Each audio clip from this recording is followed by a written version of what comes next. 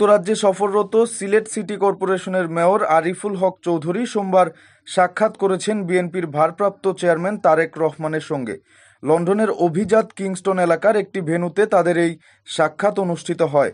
Sylhet city corporation নির্বাচনে এবার গুঞ্জন ছিল স্বতন্ত্র প্রার্থী হতে যাচ্ছেন মেয়র আরিফুল হক চৌধুরী। তবে সব জল্পনা কল্পনার অবসান ঘটেছে।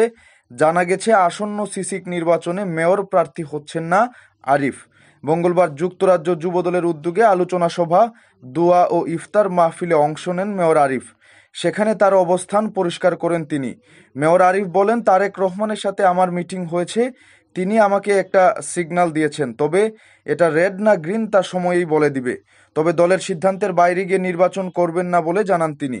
2013 সালের 15 জুন বাংলাদেশ জাতীয়তাবাদী দল থেকে মনোনয়ন নিয়ে মেয়র হিসেবে নির্বাচিত হন আরিফ। আওয়ামী লীগের শাসনামলেই তৎকালীন মেয়র বদর উদ্দিন আহমেদ কামরানকে পরাজিত করে প্রথমবারের মতো মেয়র হন তিনি। 2018 সালে ফের কামরানকে হারিয়ে মেয়র নির্বাচিত হন আরিফ।